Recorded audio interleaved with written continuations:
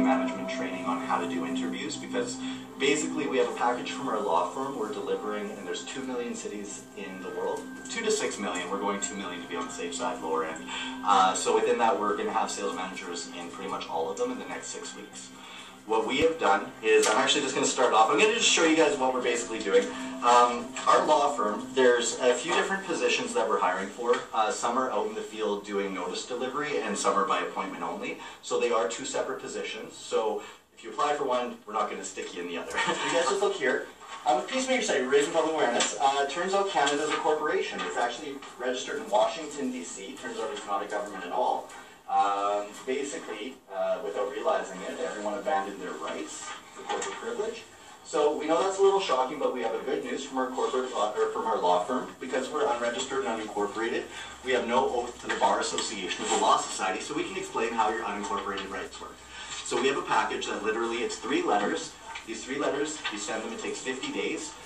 You can fire the corporation pretending to be your government. You can reclaim your own rights, you in the universe, put your spirit in your living body. That's what gives you unalienable rights, unincorporated rights, indigenous rights, sovereign rights, however you want to call it. There's a bunch of names for it. As soon as you enter corporate contract, you give up your rights for their corporate privilege. No one explained this, thereby their contracts actually don't have force of law.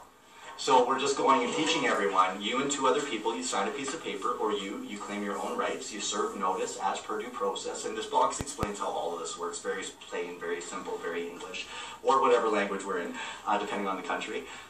So once people do that, we have an identity document that you can open bank accounts with, use as a passport. It's not a Government of Canada ID document, but it meets all the terms for identification. So we're literally dropping off notice to every door in the world that with 3 letters in 50 days, you can fire the corporation pretending to be your government, or not. There's a few ways you can go about it where you stay in the system, but you still operate with your rights. By doing that, you are no longer taxable. You don't have to pay income tax anymore. Direct taxation on labor is the definition of slavery.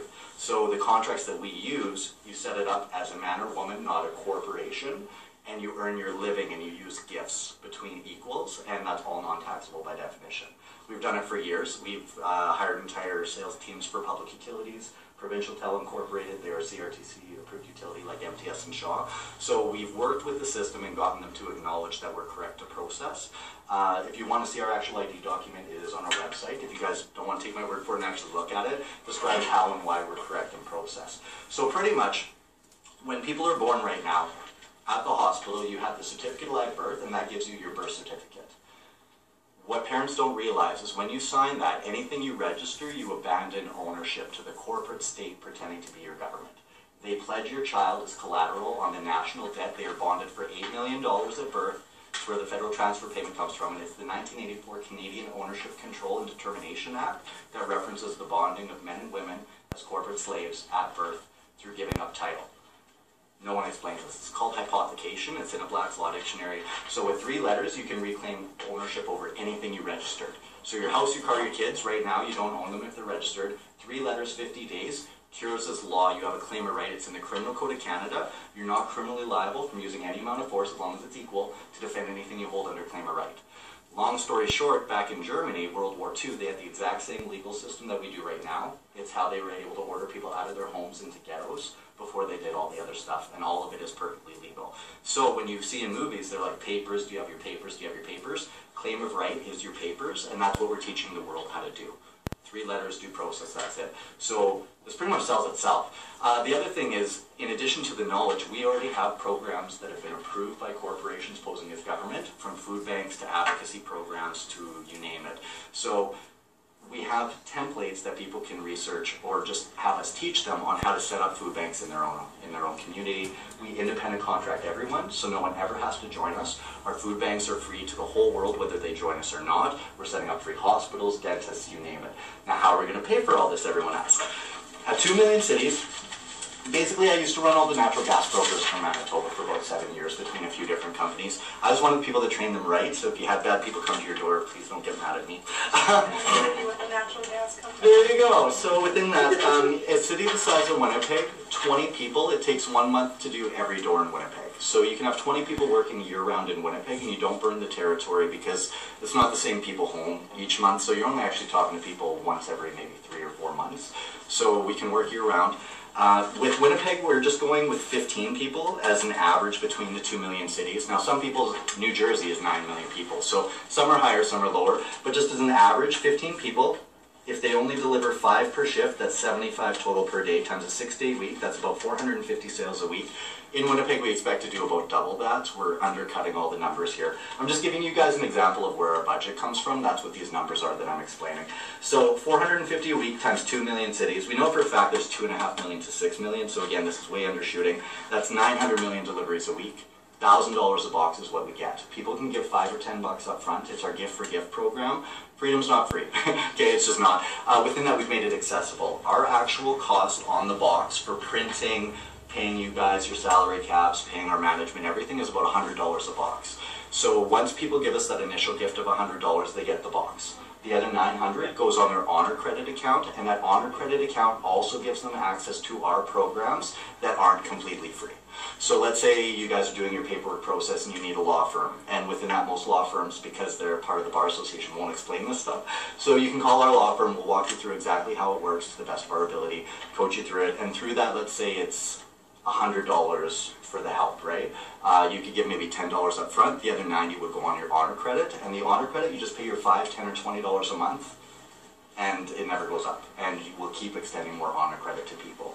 So basically, long story short, all these programs we're opening worldwide, we're paying Canadian funds.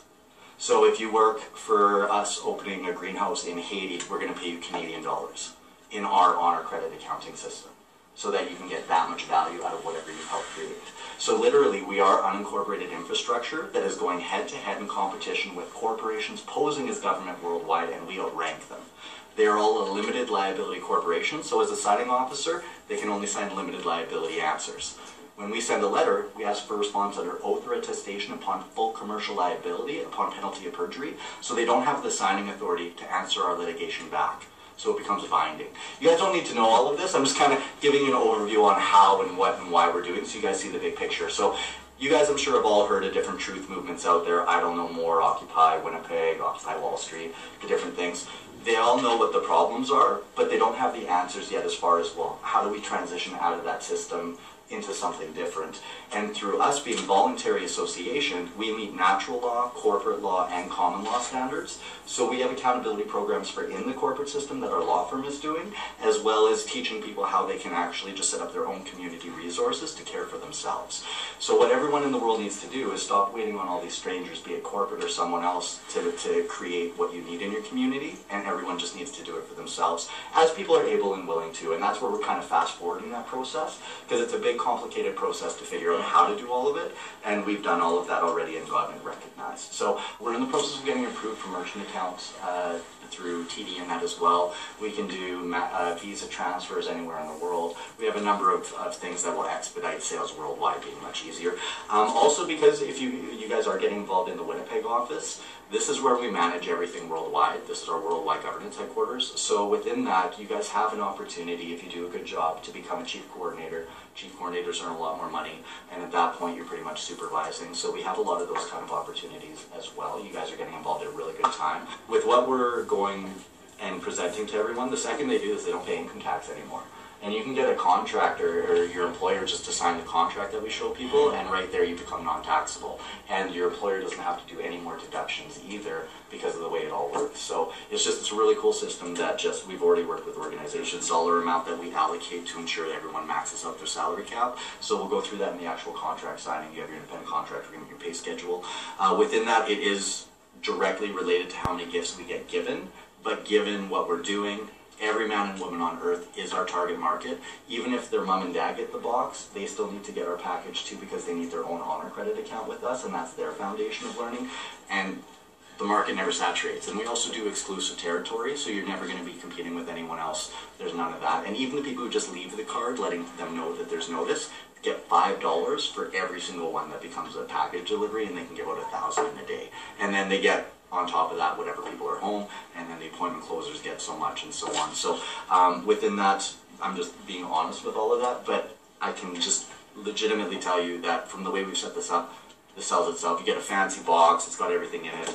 I mean, who doesn't want to own their kids, their house, or not pay income tax? guys, right? So, I mean, this is why we're not even really advertising this as a sales position. It just really is package delivery. We're just informing people, and the rest takes care of itself, pretty much. So, and yeah, just so you guys know too, the salary cap, there is a range out there, but really, pretty much for this, sky's the limit. Depending, if you wind up coordinating like a department where you're looking after, say you were chief coordinator of the world basically and supervising the continental sales managers, we're going to have a lot of translation opportunities just on our sales content and package content. And so even if it weren't where you could take it all the way through, but that's something if you were able to participate in, there'd be extra pay in that too, to whatever extent.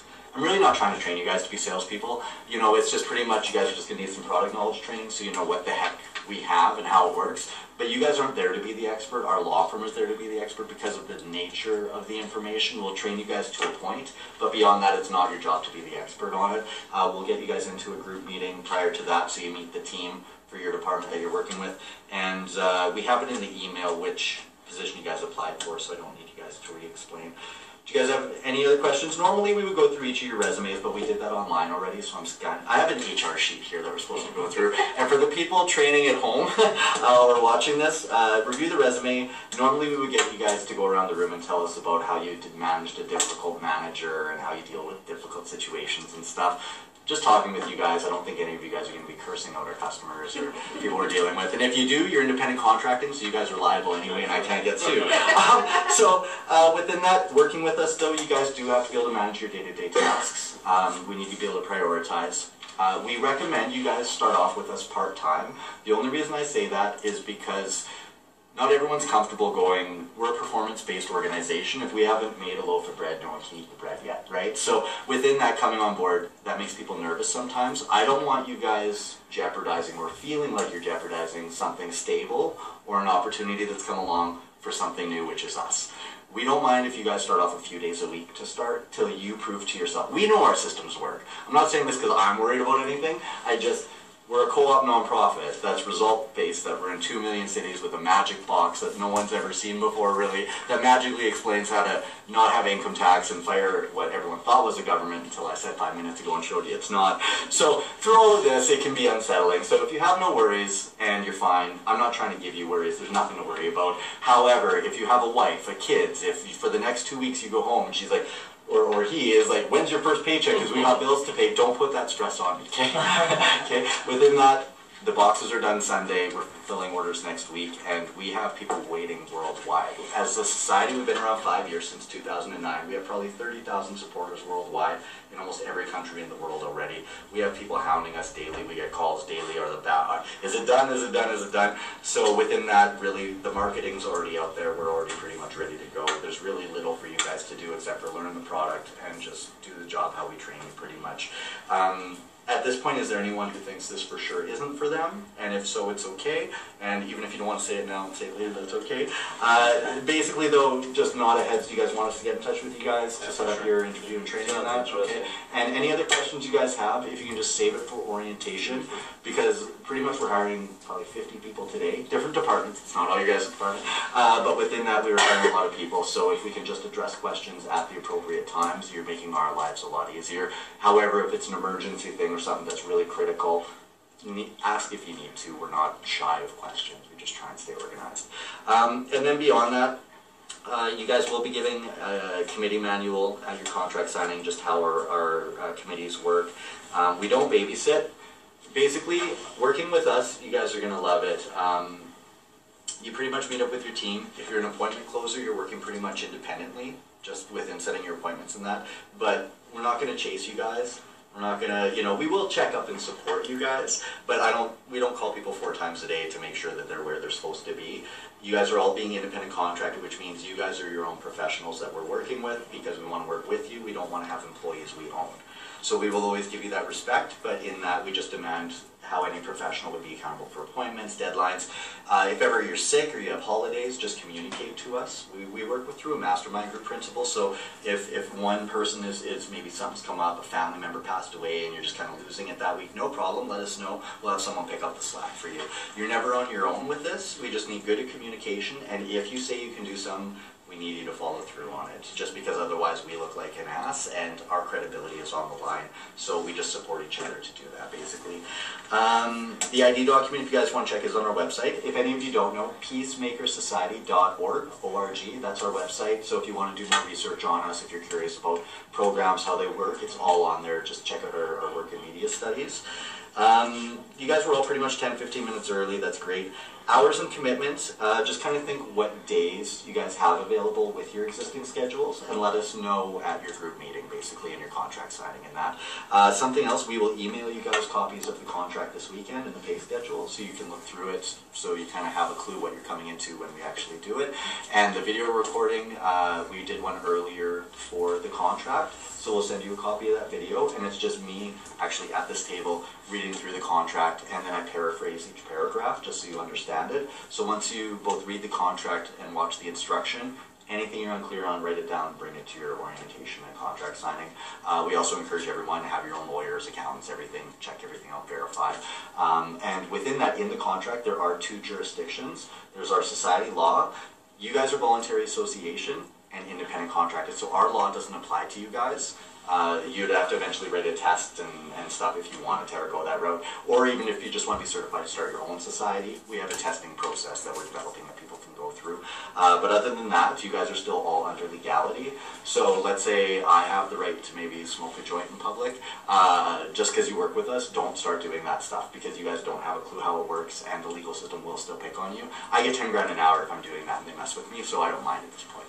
And we'll teach all, you guys are going to get to learn how all that works too. If you're adamantly against 420, I apologize, I brought it up. Those pictures on Facebook. Yeah. So within that, that pretty much concludes it. We are non-profit, we are co-op structure, and this is a permanent contract. It's voluntary association, so you can always leave it at any time. And if you leave it, we have to pay out all compensation.